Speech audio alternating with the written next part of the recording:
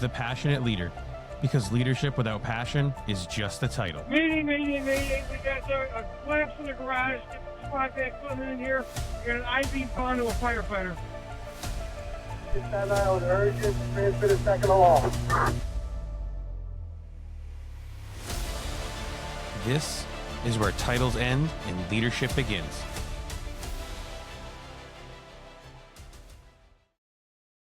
Ask yourself, when the tones drop, does your rank make you a leader or does your preparation? When things start going sideways, are people following the bugles on your collar or are they following your confidence, competence, and command presence? Have you spent more time learning how to wear the title than learning how to carry the responsibility? Because here's the reality. Every firefighter wants strong leadership. Every firefighter wants someone who can make decisions under pressure. Every firefighter wants a command officer they trust.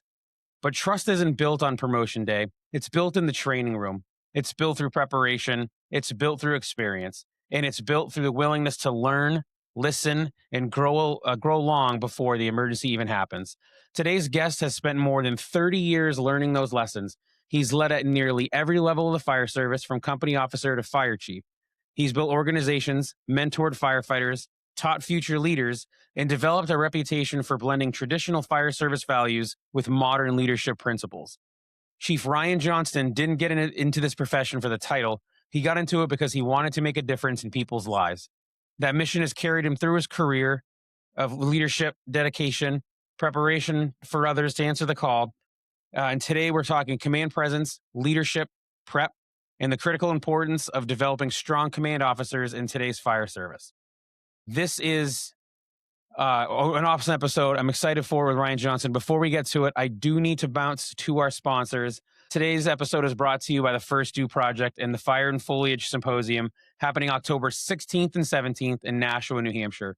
Born out of the belief that too many fire conferences have become about attendance numbers, social media photos, and packed schedules, at Fire and Foliage, you're not a number, you're a firefighter, an officer, a mentor, or better yet, somebody simply trying to become better than you were yesterday. With the First Due Project, we believe every firefighter deserves the opportunity to grow regardless of rank, title, or budget. That's why we're committed to affordable education, meaningful conversations, and creating an experience where people actually connect instead of just passing through. If this sounds like the kind of environment you're looking for, visit us at firstdueproject.org for tickets, and we'll see you in October. Let's get to the conversation. Ryan Johnston, welcome to the show. How are you? I'm doing well, JP. Thank you very much for having me. I really appreciate it. Yeah, man. So Ryan has been brought on the show because through the First Due Project, he is one of the presenters for the Fire and Foliage Symposium. Very excited. Actually, the day that you had submitted your thing, we were sitting in a board meeting, actually kind of going through the logistics as far as stuff. And I get an email and all of a sudden I was like, well, let's vet the process. So you actually, your submission was at the exact right time, to be honest with you. So awesome. I love it. So kind of give a really, really brief overview of who you are. So for the viewers and listeners who do not know who you are, you want to kind of run through how you got into the fire service and where you got to where you are today. Sure. I started in a small town called Clinton, Maine. There's more cows than there are people there. And that's still true today. It's actually the dairy capital of Maine, and I dare say probably New England. But I don't want to say that too loud because I'm sure there's a farmer somewhere in Vermont that wants to kick my ass. So, but that's where I came from. I started out there in 1991-ish, somewhere in there. And then kind of rose through the ranks there and went to the city of Bangor. And I worked there for almost 18 years before I had a little hitch in the giddy up and I decided to go be a cop. And that was you went the horrible. other way. Okay. Yeah, it was horrible. And when they tell you it's the dark side, it's really the dark side. I can't see why anybody would want to do that. And you know, on a serious note with that, people think that they're horrible people, and they're really not. And I've experienced it firsthand. And not to get off, I guess I will get off a little bit. I kind of go down rabbit holes, and anybody that's ever had me in a class, they know it. But so I was a police officer in the town that I live in, but I was also a firefighter in the town that I live in. And there was a medical call down the street from my house. And I just drove down in my pickup truck. The guy was having chest pain.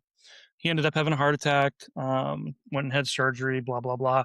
Um, just a run of the mill EMS call, right? Uh, about 3 to 4 months later, after he got home, he had chest pain again. I was working the cruiser, and this was my part-time gig. Um, and I drove down there, and I was the first one there, and he wouldn't let me in the house because I was a cop. And I'm like, No way. yeah. And I'm like, dude, I'm the same guy that was here 5 months ago. So okay, I'll stand outside. I told his wife I'll just wait out there and wait for the rescue to get there and the ambulance to get there. And if something happens in between, call me and I'll come running in. And it's just how people are sometimes towards police Mm, officers, and it's yeah. horrible. It really is. So I lived that life for a very short time, and realized that that's not where I want to be. Went to the city of Waterville. Oh, I was there for 8 or 9 years. I retired finally, and then 4 days later, I went and became the deputy chief of the town of Skowhegan. And then, yeah, it was a long retirement. I was broke for 4 days. It was horrible. Had to have my buddies buy me lunch 4 days in a row. Um, it's kind of a joke between some friends there, but um, and then last year, I became the fire chief over there. So it's been quite a ride. I've been a chief now for including deputy and chief. I think it's been almost 4 years. Uh, Mm, it's been crazy ride. Learned a lot. yeah. Learned a lot. Learned that if anybody out there thinking about going to be a chief, stay on shift. 5 days a week is not where it's at. Um, but yeah, that's me in a nutshell on the fire side. On the personal Love side, it. I am married to my beautiful wife Casey. We have 2 dogs, and we have a daughter. Say my dogs first because they still live with us. Our daughter, she's out. She's moved off. She's Yep. 21 Yep. years old. Moved to New Hampshire. She's gone to be a chef.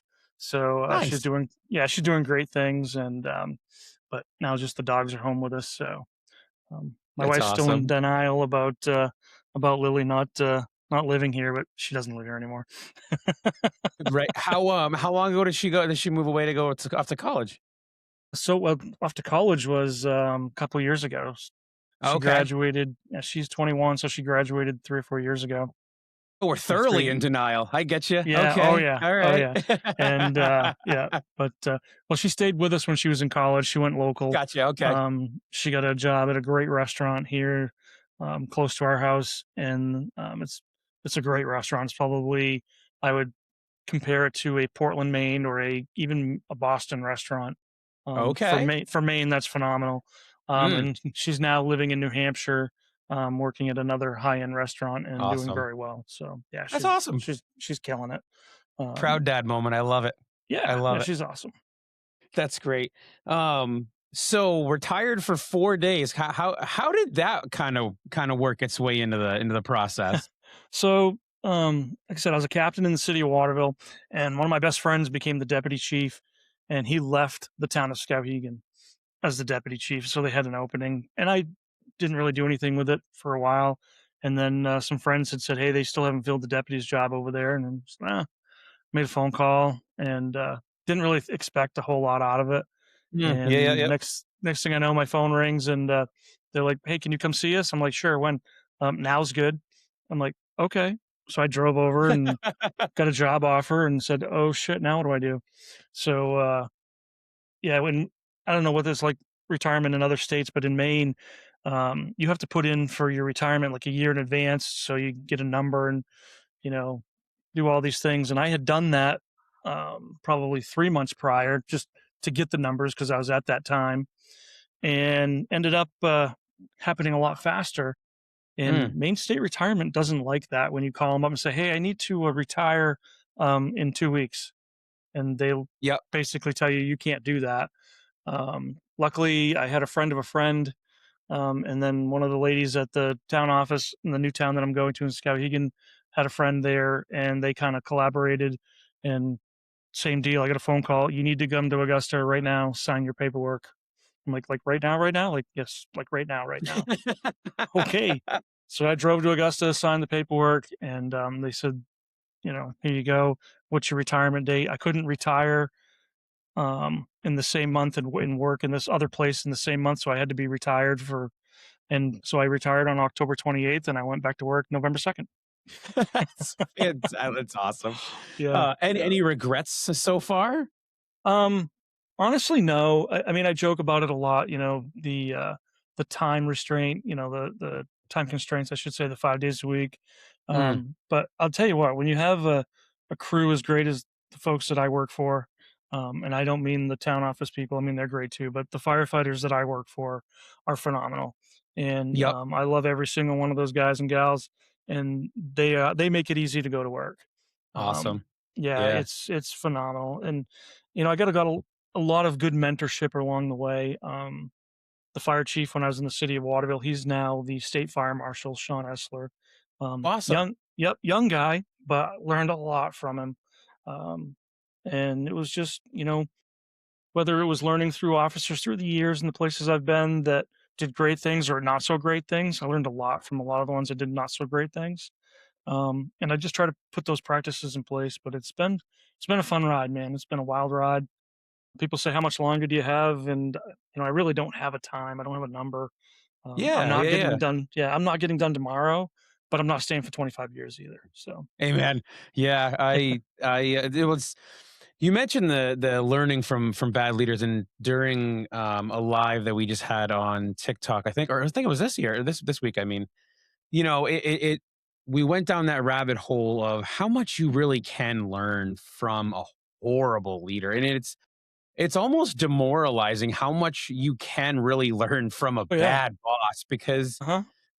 and I would almost beg the question, and you can chime in if you want. I feel personally that you can almost actually, and this is against everything that I stand for, that I'm sure you do as well. That you actually can almost learn more from a bad boss, which Uh-huh. gives the implication that it's almost like, well, maybe you want to be a bad boss so you can influence people. It's very ass backwards, It and it kind of I. is. It Ugh. is, but I can tell you that going through it is not fun.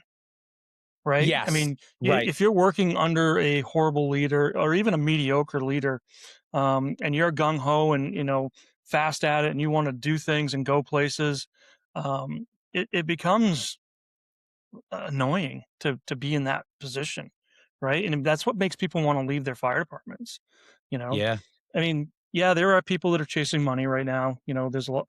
This department's 3-year contract's better than that department's 3-year contract. So there's people chasing money, and you're always going to have that a little bit. But Oh, yeah. you're solid, you know, hard nosed, true grit firefighters. They're leaving because of poor leadership, Mm, and it's sad to say. Um, we had it happen a place where I've worked in the past that we've had people leave, and it's sad. But the other part of it too is you have to stand behind that person regardless of what their choice is, whether it's our department or their department, right? Or the next department, I should say. And I kind of look at it this way. I give that person, hey, is there anything I can do to change to help make you stay here? Like, what are we doing wrong? Is it us or is it you? Or, mm, what is it? And we have that conversation. And with this particular person, they were pretty adamant that they weren't going to stay, and there wasn't really anything I could do. And I'm like, okay, what do I need to do to help you in your next venture? mm. Um, what's next for you, and what can I do to help you achieve that? Because they're still my people, right? Yeah. People that have worked with me years down the road, they're still my people. Love it. I feel Yeah. like more that I work for them than they do for me. So if I can help them in any way, shape, or form, because quite honestly, that's my job, right? My job is to give them the tools that they need to do their job. And if I can Mm. do that, and even if it means they're leaving my department or our department to go to a different department, if that's what they want and that's what's going to make them happy, then I want to give them as many tools as I can to get that done. Oh, man, that's and that really is where it's at. And I forgot who I was talking to. It was during one of the few interviews that I've done for chief's jobs or whatever the case is.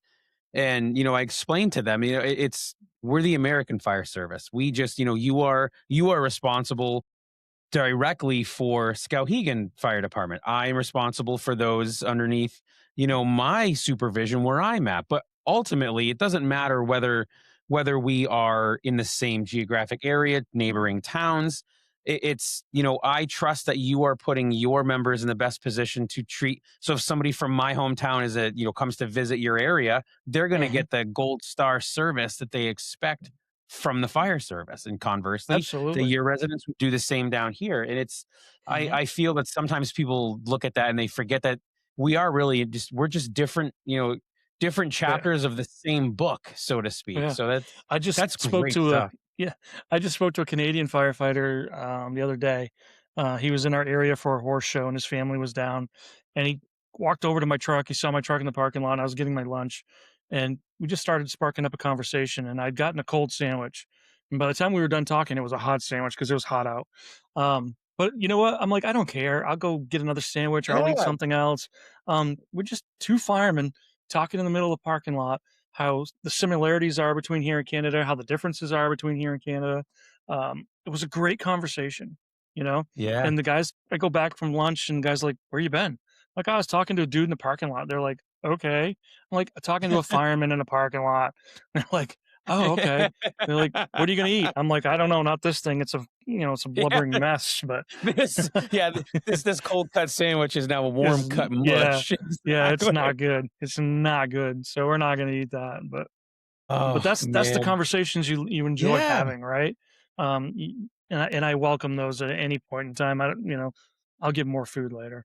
Matter of fact, I Hey, could man, probably skip a meal or two and be okay. I feel that. Yeah, I 100% feel it. I no that's so what is the department profile for what you work for right now? Is it, exclusively career staff or do you have a combination of on-call guys as well? It's a combination of call firefighters and full time firefighters. We actually just added another full time position, just one. We tried to get four, but they gave us one, so we have another day firefighter right now. Nice. Excuse me. So there's three per shift, full time, and then the fourth person, he's a day person. So then you have the deputy and I that are there during the day as well. So during the day we got a pretty good complement. At night they go back down to three. Mm, Call companies probably in the 15-ish people right now. We have some okay. brand new ones that are coming on that are just learning. So numbers wise, we have 15, but like trained firefighters, we have probably 12. All On the right. Yeah. call company side. So Nice. they're all fairly active. We got a couple that we've got to, kick them in the butt a little bit, get them a little more Yep. active, but, you're gonna get that anywhere, so. Yeah. And how with that's a so we are we're a combination as well, but it's two full-time staff, myself and the fire chief. So she gets to do all the administrative hoopla that you get tagged with, and I Mhm. get to do all the fun deputy chief and the inspections and the face of the agency as I'm telling people that no, you cannot do this or blah blah blah. Right, right. But aside from that, it is just paid on call staff throughout the rest of the day. How have you with that? With a really good complement of a good blend. How is how does that relationship work, or how does it look between your on call staff and your paid staff? They actually work really well together, and it's it just meshes good. We were just talking the other day, everything there right now is firing on all 8 cylinders. Awesome. We're doing unless we're a Jaguar, then it's all 12 cylinders, but you know what I'm saying. Um, it seems like everything's going really well right now. A lot of times you see that there's a lot of animosity between career and call staff. Sure. Yeah. We don't have that. Everybody gets along. We're all just firefighters. Like all of it. I'm a firefighter. We're all Yeah. firefighters. The titles for us is not a huge deal. And we get along and we go fight fire. And one of the things that we kind of tout ourselves on and we're kind of proud of is that we do go to a fair amount of fires, which is kind Mm. of nice. If I told you, you probably wouldn't believe me. My first year there as the deputy, I went to 73 working fires. Now, that's Holy not smoke.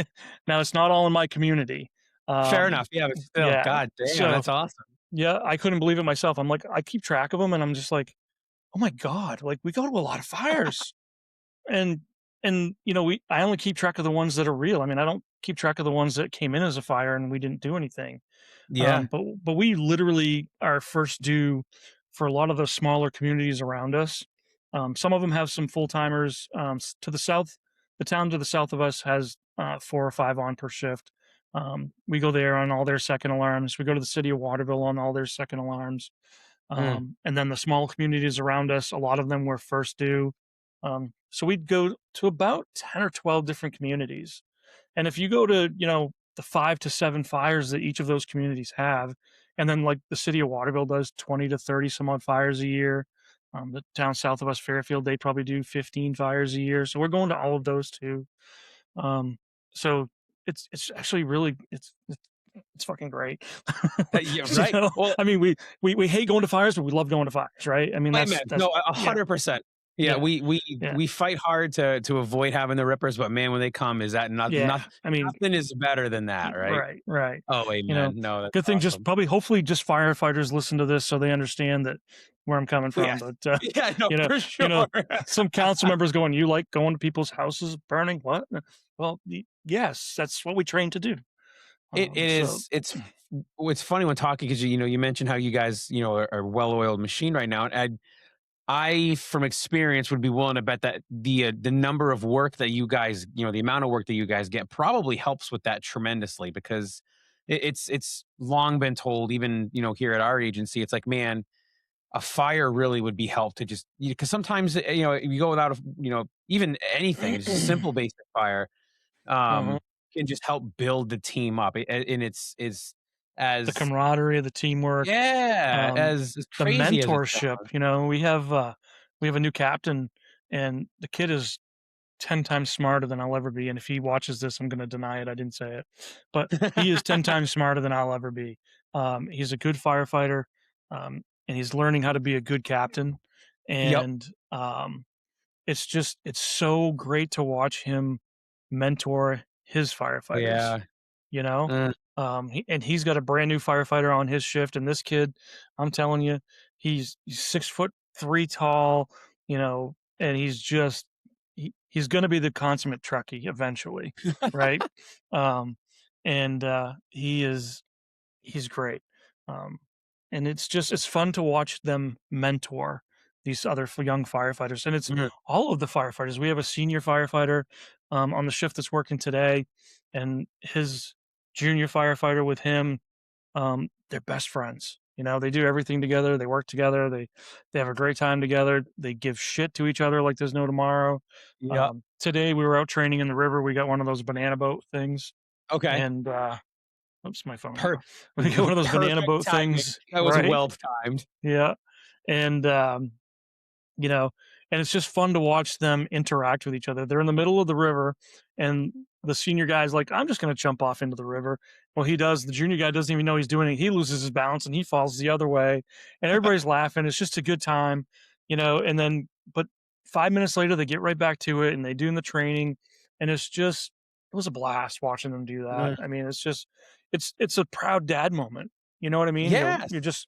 You're watching these guys mesh together and do the good things that they need to be doing, and having a little fun with it too. It was 97 degrees here today, and they're like, "Hey, Mm. let's go train." I'm like, "Well, okay."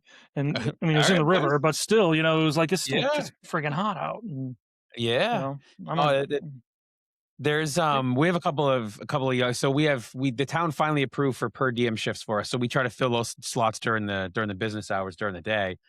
And I mean, gosh, a month or two of Fridays, there was two really, they're good buddies outside. They're just firefighters. But man, when those two guys would come in to work a Friday shift, it was so fun. I'm in my office doing inspection reports or whatever the case is, and they're just out in the day room and they're just ribbing each other the whole time, and yeah, it's so yep, fun.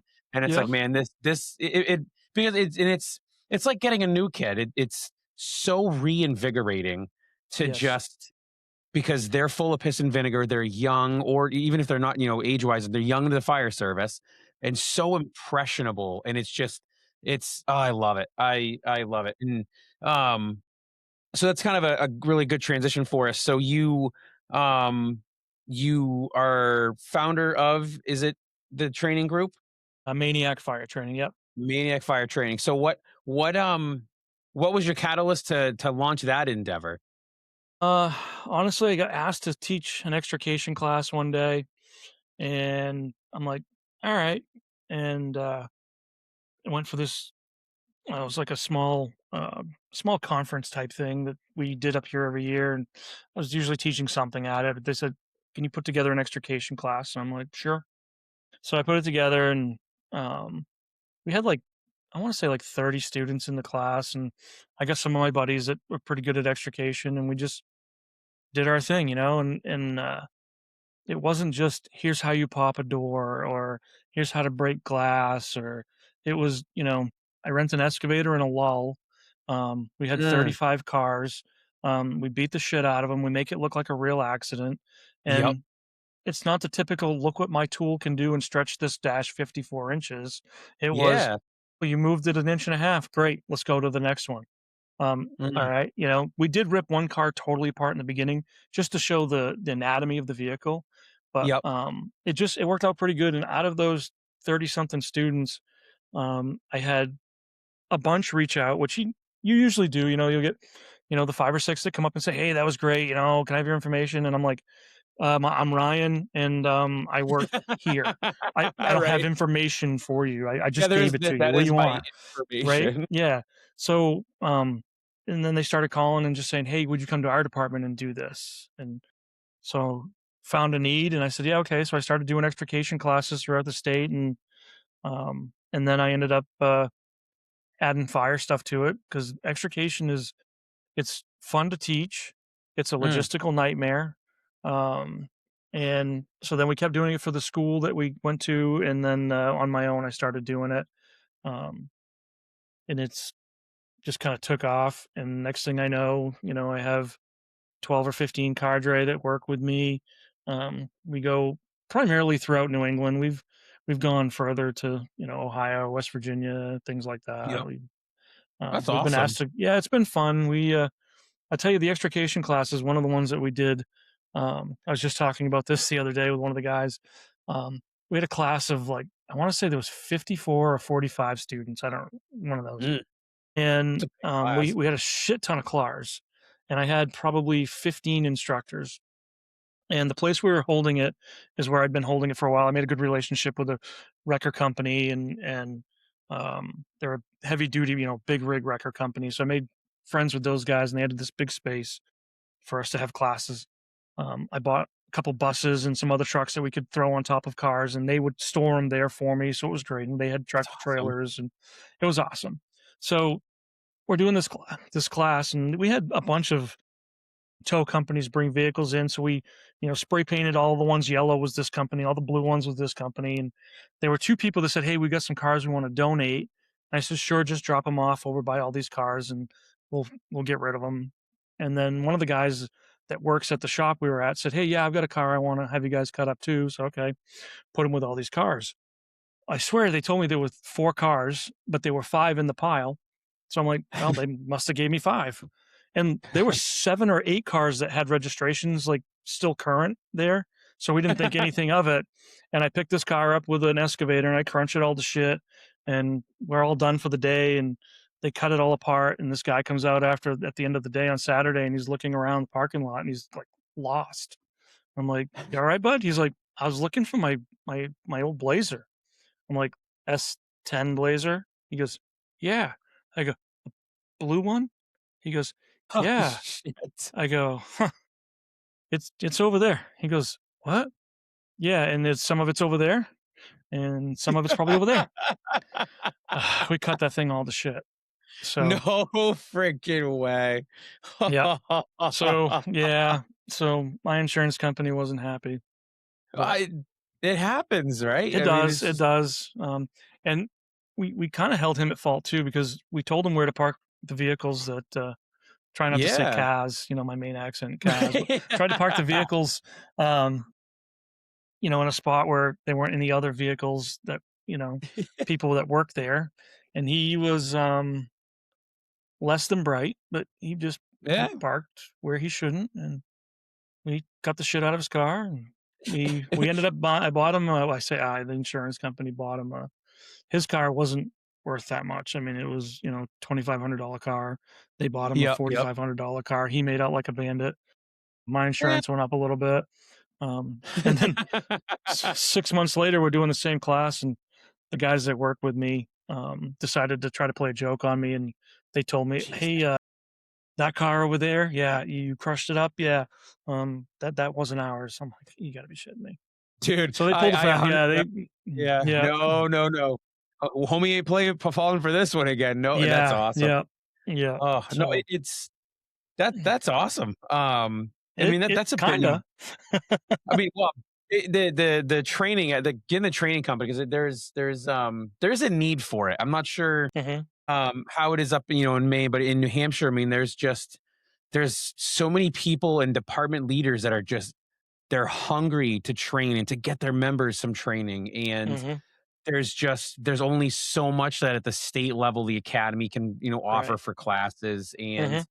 And sometimes, truthfully, it's good to get just different voices in. I'm a Hmm. huge advocate for bringing in out of house voices. I mean, so this year is our department's 200th anniversary, and we're actually finally Nice. able to bring in. So one of the one of the other fellow members who's going to be presenting at Fire and Foliage with you, they're coming up and doing some forcible entry training for us. They're from the Carolinas, and I'm like, let's bring them up, and let's get somebody a Hmm. different voice, because I can stand up, or myself or the other deputy or the other officers can teach.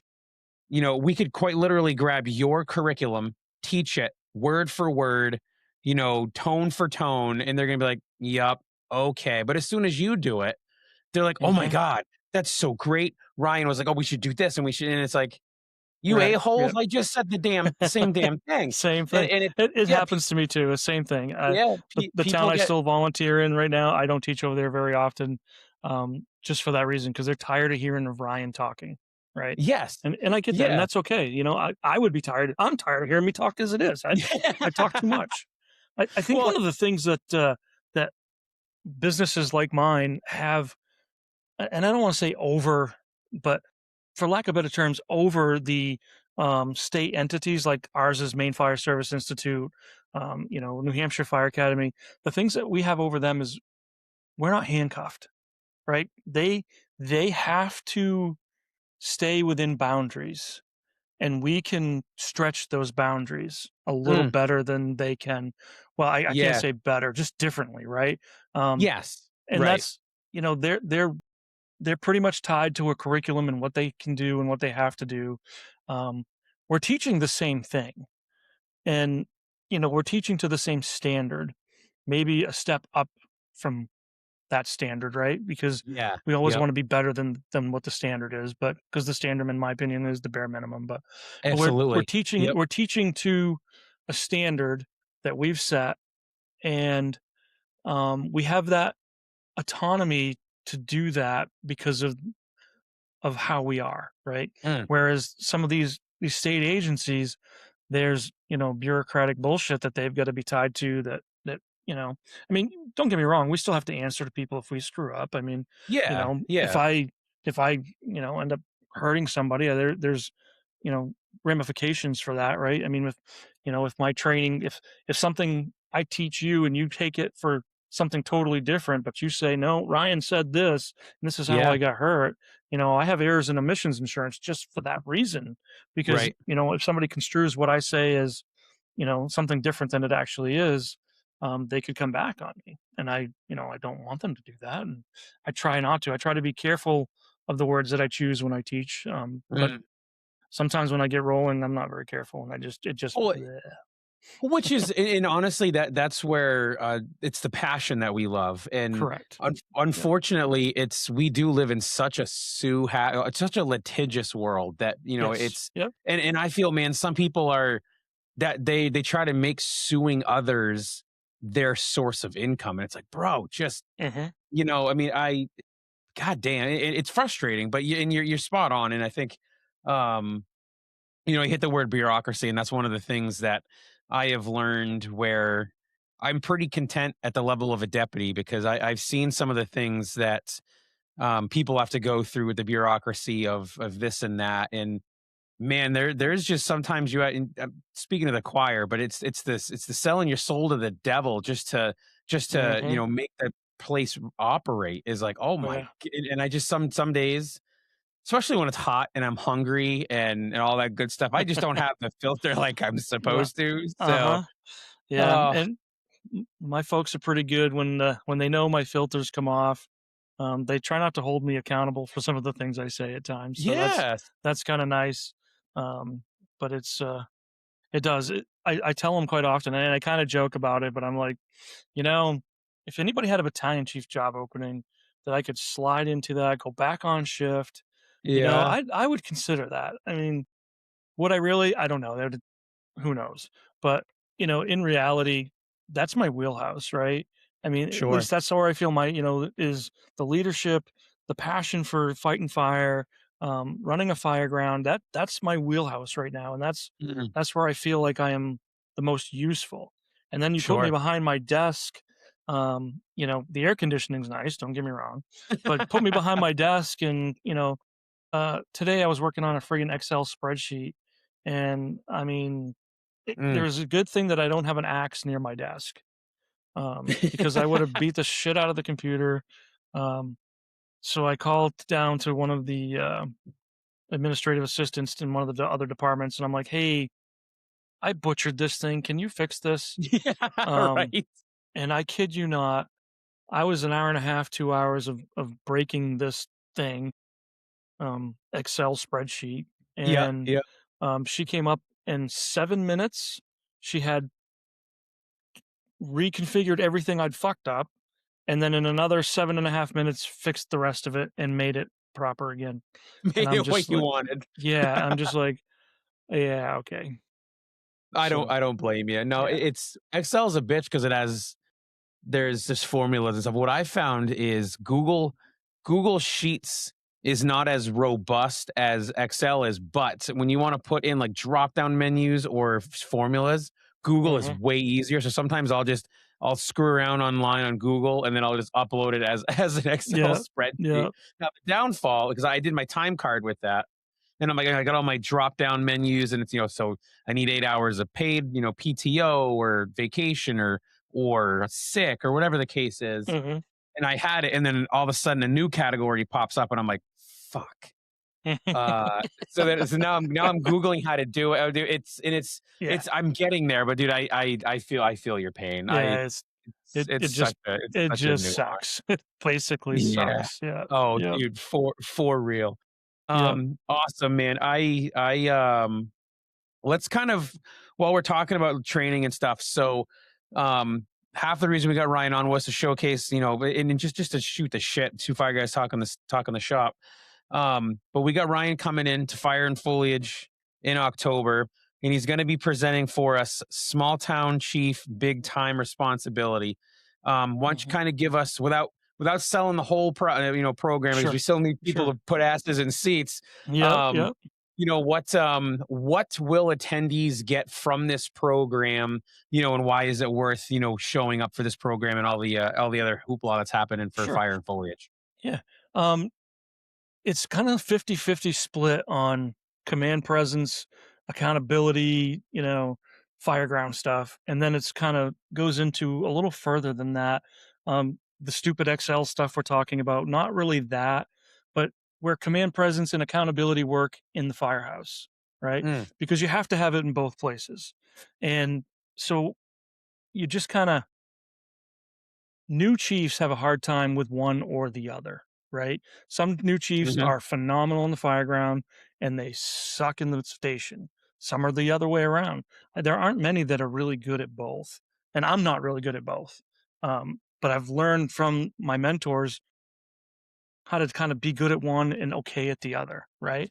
Um, so what I did is I just take the fireground and go, okay, excuse me. So how can I take the fireground and bring it into my office? And into my management style with my firefighters. And that's kind of what the class kind of does for us. It just kind of walks you through a lot of those things. And it kind of shows the things that for those aspiring officers that they don't see what a fire chief does. They don't, or a deputy chief or a battalion chief or whatever, put whatever chief level you want on there. Um, Firefighters that always want the title, and I don't mean this in a bad way, but they don't always know what's behind in the work that it takes to get there, right? You know, when they're doing a project, building a sign for the station or doing all these projects to show that they can manage a project. It's great, but it's just one project. Um, and I was talking with somebody the other day. I have ADD, ADHD, ACDC. I have it all, and I I really feel that if you don't have a touch of that, um, you would be insane to do the fire chief's job because there is nothing on my desk right now at work that is completely done, and Mm. you have to go from one thing to another to another to another. Now let's take that to the Fireground. At any point in time, there's not one thing that's completely done. It goes from another to another to another to another. And you have to be able to manage that. And you have to be able to be successfully managing that, putting the right people in the right places. Um, and same thing in the office. I had the right person for the job on that Excel spreadsheet. I had to call her up, have her come up to my office and fix it. Mm. I wasn't the right person for that job, right? But I could find the right person for that job. Same thing on the Fireground. I might not be the greatest Charlie sector officer out there, but I know a guy who is. I may not be the best Division two officer, but I know a captain who is. You know what I mean? Mm. And then you putting the people in the right places, and this just kind of helps boil that down and um, helps you put the right people in the right places to get whatever job done it needs to get done. And the class itself can go um, anywhere from an hour and a half to 5 hours long. It just depends Mm. on how much they want. The 5 hour version, it goes through everything, right? Sure. Or it's 4 hours, 5 hours, whatever it is. Um, but the thing that I focus on the most, and probably on this one, will be the command presence and accountability and adaptability, right? Um, and just kind of mesh those together with a little bit of the stuff for the office to just you know make things cohesive and how it works. And one of the other things that I kind of put into my program and any of my leadership classes that I've taught or that I've been building recently or do is something that Brian Nardelli told me. Brian's a chief down in Brockton, Mass. And I did a podcast on my podcast with him. And he made it very simple for me. He said, start with yes. And I went, in what? He goes, just start with yes. And I'm like, okay. And then he explained, as somebody comes up to ask you, and let's just pick, they want to buy a widget tool for the ladder truck. Yeah. Yep. Okay, I don't even know what a widget tool is, right? Why do you want this? They tell you why. Okay, and it costs all kinds of money. Well, okay, yes, but I need you to do this and this and this to make that happen. I'll see you in 3 weeks when it's all done. And you give them the buy-in and you show them the way and tell them, hey, if you have a bump in the road, come see me and we'll figure it out. Mm. And most of the time they're too much pride to come see me, but they'll go to their captain or one of the senior firefighters and they'll say, hey, look, I want to present this out and this is what I want to do and this is the tool I want to buy or whatever it is, right? Um, so I took that philosophy on and I put it in my classes and I do that philosophy at work and I start with Mm. yes. And I'm telling you, dude, that's magic. It's magic Yeah. because when you say yes, you're creating buy-in.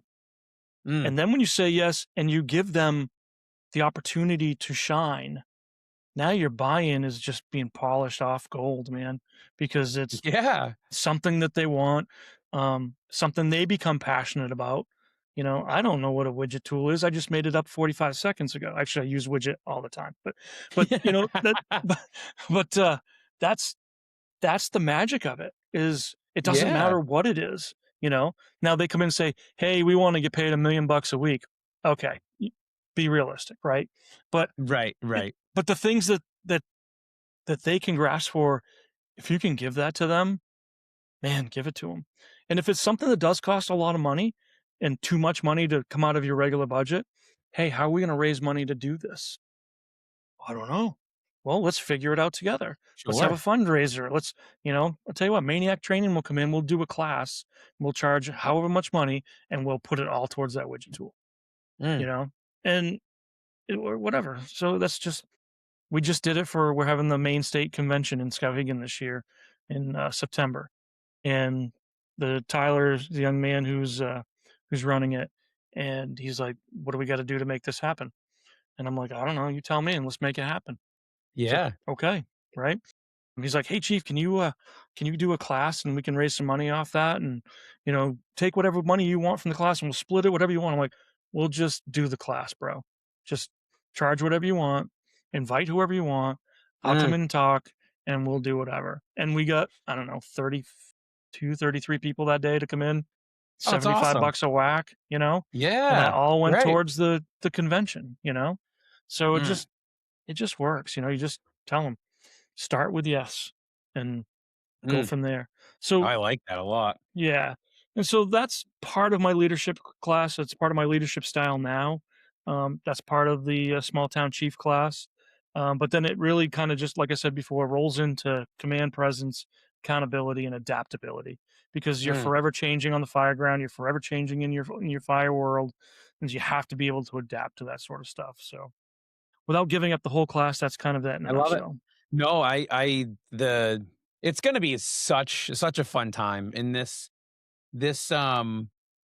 started as a brainchild. I put in for a few different conferences and um I'm before and if there's anybody that longtime listeners to the show understand that I am okay with rejection. I have been a bridesmaid on almost a dozen positions, most of which were fire chiefs ones. And I can tell you that every single one, I've yet to be, to a point where I'm like, initially, yeah, you're like, that one feels like I might have missed out on that one. But then as time goes by, you're like, Jesus, man, that was such a dodged bullet. Hmm. Holy smokes.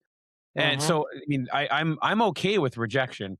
It was Yep. for me, it was you put in for these conferences, and all of a sudden, it's just you see through social media, people are like, "Hey, so glad to be coming back, so glad to be coming back," and I'm like, man, how many times can we keep bringing the same damn voice to the stage every freaking year?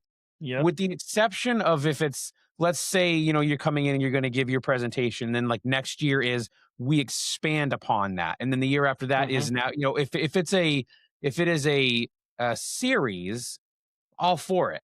But there are most of the times it's just, so glad to be coming back and giving this present. Like, how many times can you, and it's, the big stage. So finally, God, 1, 2 o'clock in the morning, one time I get up to take a leak and I'm like, the hell with it. Why don't we start our own damn conference? And I'm like, Hmm. so I meet with a few of the firefighters here at the firehouse, and I'm like, guys, I have a dream.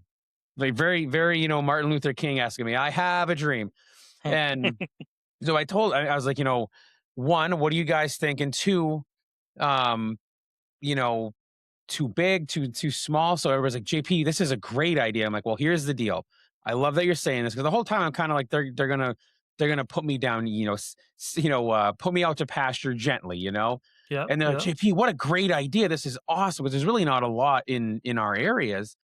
So I'm like, all right, so we thinking like a couple of years, we can get the ducks in a row. And so one of the guys, our sponsorship, procurement leader, he goes, why can't we do it this year? And I'm like, uh, well, I don't really see why we can't, but that's a lot of work we got to do to Uh-huh. get this done. And so it's turned, and like I said to them, I'm like, as long as this doesn't turn into your guys' nightmare, and I have the spouse of one of our firefighters. She's been amazing with all of our online, all the social media posts and everything like that. And like I said, our the individual that's in charge of vendors and sponsors, he is a salesman by day, so it's right up his Hmm. alley. The one who's in charge of putting the all of he's the one that kind of gave the green light to all of the speakers.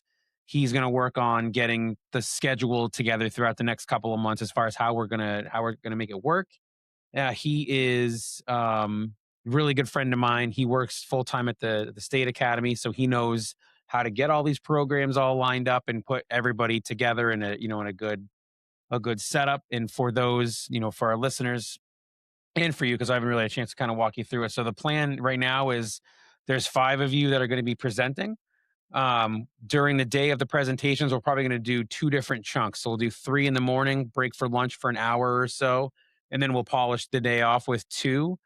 And depending upon what time we get done, we may throw everybody on stage. And then if people have questions or or just turning into a giant networking experience until people, just like church, until until the first person leaves, we'll all hang out and have a good Hmm. time. The Friday night before will be just like our TikTok, roundtable lives, where you and the other four other presenters will be up on stage, and I'm just gonna just like an ugly Vanna White with a mustache. I'll be working the room, and hey, what is your what's the biggest thing in the fire service that chaps your ass the most? And somebody will throw it out, and then you guys, we'll just go around the horn up on the stage in the front of the room.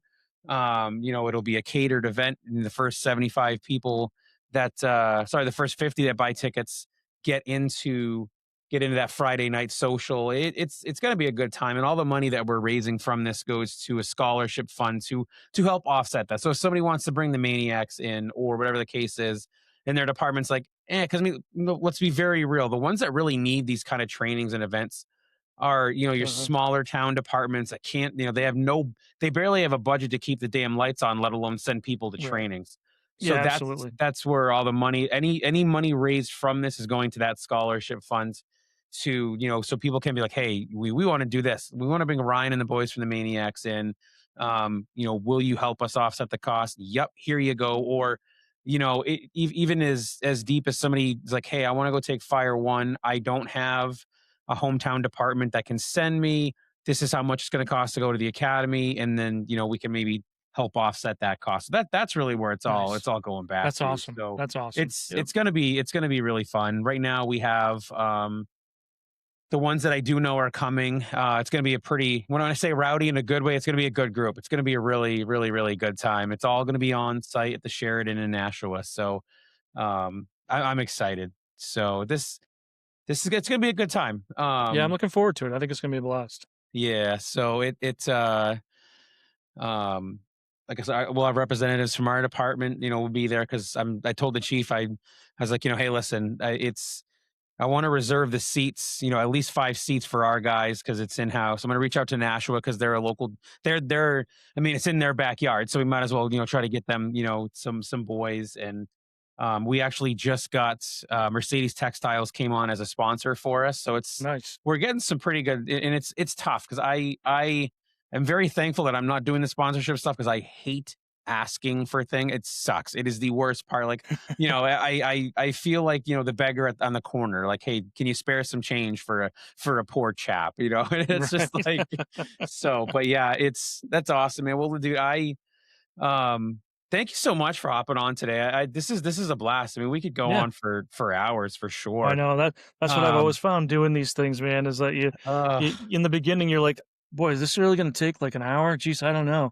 And then you look at the clock and you're like, oh shit, we're at an hour and 20 or whatever. You know what I I mean? It's like, yeah, Yes, I did it with when I first started doing it, I was like, all right, so I got to come up with like, all my questions were all like, and it was, and it's even me, I've re-listened to some of the original shows. It's very like, it's just too rigid, and I'm like, dude, just ask whatever question comes out of your mind. Like, hey, hmm, why do you think purple is the best color? Whatever right, questions yeah, come out of your mind. But yeah, um, yeah. the only question that I have, I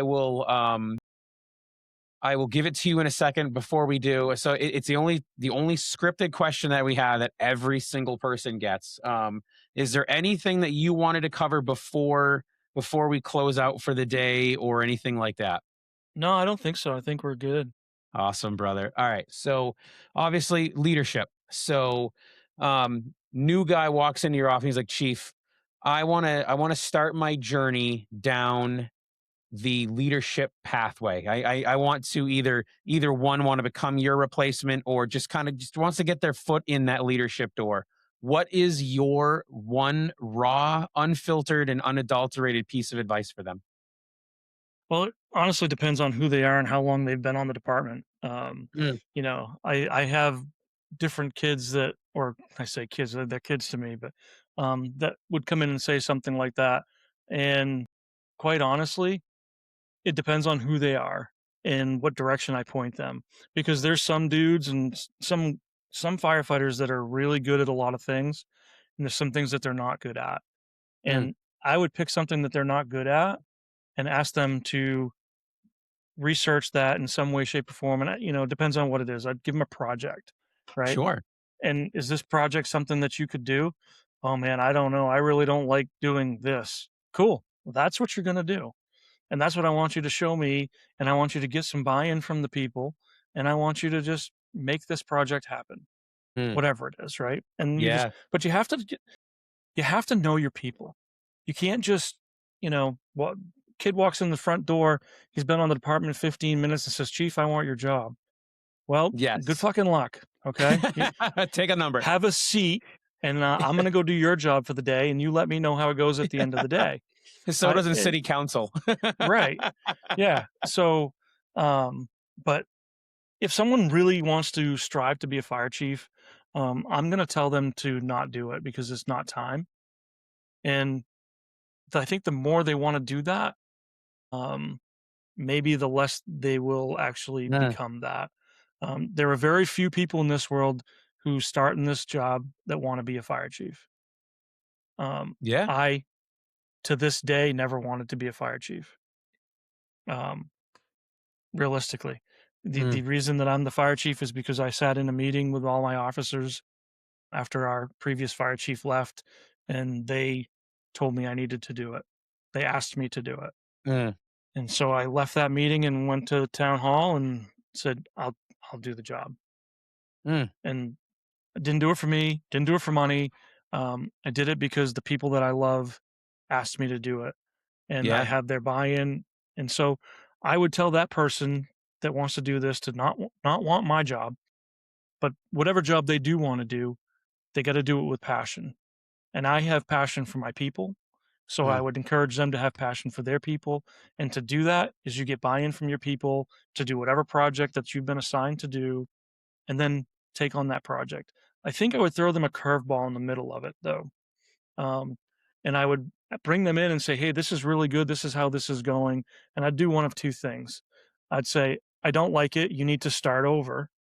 Or I would say, this is going pretty well. I also need you to work on this project because now this is a taste of reality. Sure. And they will see where they're going with it. And if they're doing really well at both, they better be careful because they might get a third. Dude, I love that. What a good idea. I love the mentorship move on it. That's awesome. Oh, man. Listen, brother, I love it. Thank you so much again for your time. Thank you for having me. I really appreciate it. I kind of actually doing this gets you reinvigorated, right? It really does. It does, and I really don't have the time to do my podcast. I will give it a shameless plug. It's still out there on, I think it's Spotify, but it's Seat of the Fire podcast.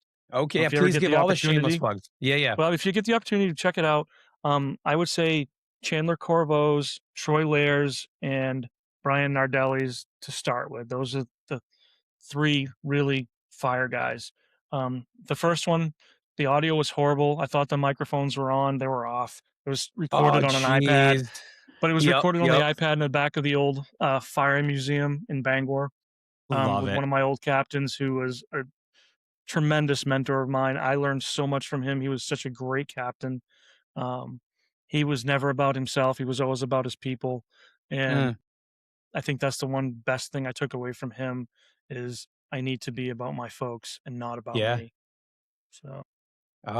Now, if anybody wants to reach out to you as far as getting hold of, like, learning about the Maniacs, or if they have questions or anything like that, what's the best way for them to get hold of you? Email is ryan@maniactraining.org, and it's MAINEIAC training.org.